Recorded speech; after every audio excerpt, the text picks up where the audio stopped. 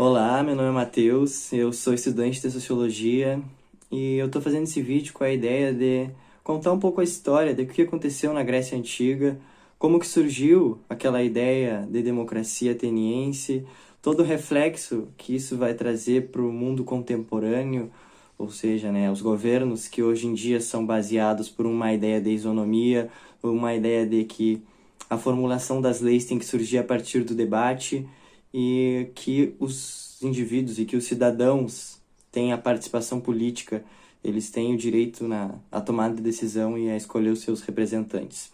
Bom, a gente tem que ter em mente que em Atenas já existia uma carga burocrática muito grande no próprio governo, ou seja, para tu lidar com os assuntos do Estado, tu já deveria exercer um papel de cidadão, tu já deveria ter uma carga cultural. Então era comum que o indivíduo soubesse ler, soubesse escrever, tivesse contato com a arte, com as esculturas, com o próprio teatro, coisas que, com o passar do tempo, fizeram os próprios cidadãos atenienses pensarem o que eles estavam vivendo naquela realidade, qual seria a melhor forma de governo para Atenas.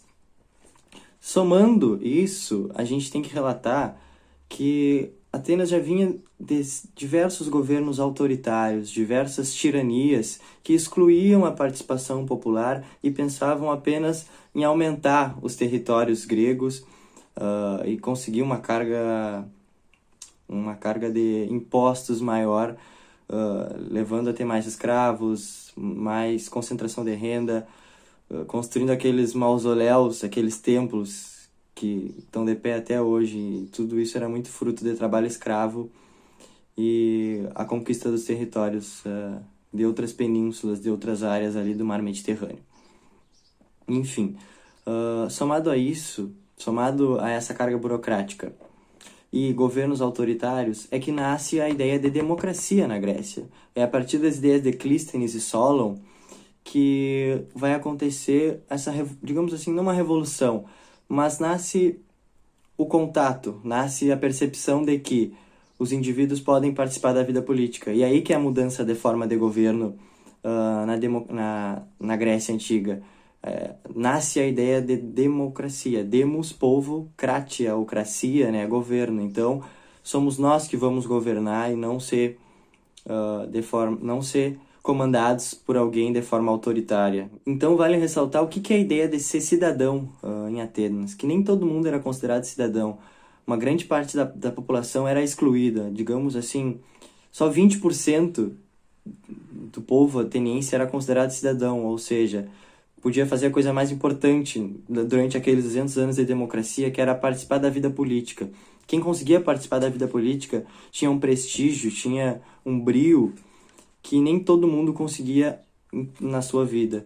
Então, os cidadãos eram aqueles homens livres, nascidos em Atenas, com determinada propriedade de terra, que tinham tempo livre para pensar, ou seja, eles detinham o ócio, eles não trabalhavam. É nessa época que nasce a concepção, a ideia de negócio. Quem tem um negócio, quem não tem tempo livre, não vai ter tempo para pensar, não vai ter tempo para participar da vida pública, tomar as decisões tão importantes para Atena. Então, ser cidadão ateniense era a coisa mais importante, tu poder participar, tu exercer a tua cidadania, tu modificar as leis, tu participar de um juizado, tu mudar a situação,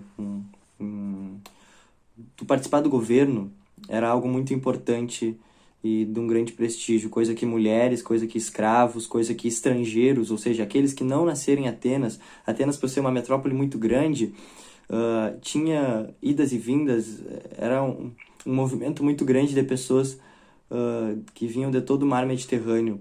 Então, tinha o prestígio quem era nascido em Atenas e que tinha uma carga, que tinha que podia participar dessa situação.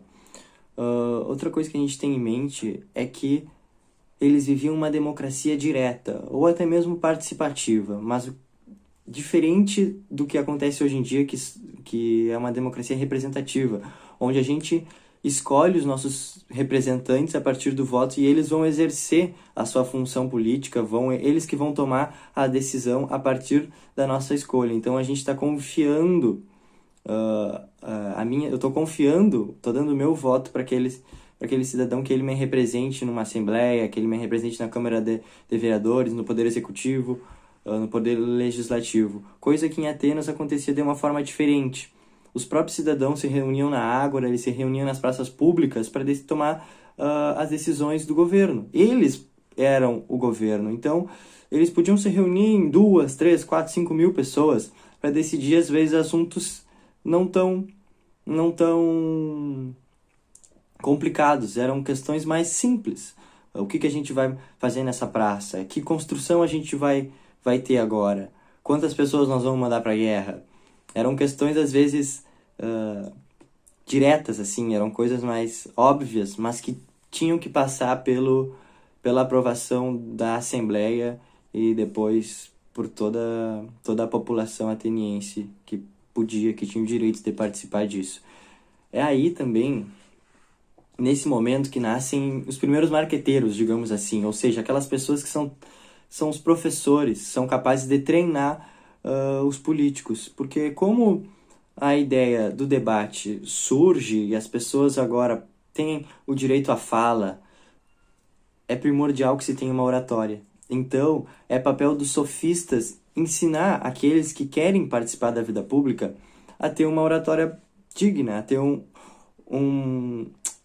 uma explanação boa, a um poder de convencimento, algo que hoje em dia é primordial a todos os políticos. A gente vê que tu pode odiar determinada ideologia, determinado político, mas quando aquela pessoa fala, ela tem um poder de convencimento, de explanação muito grande. E isso nasce ali com os sofistas, nasce com esses preparadores de ativistas, digamos assim.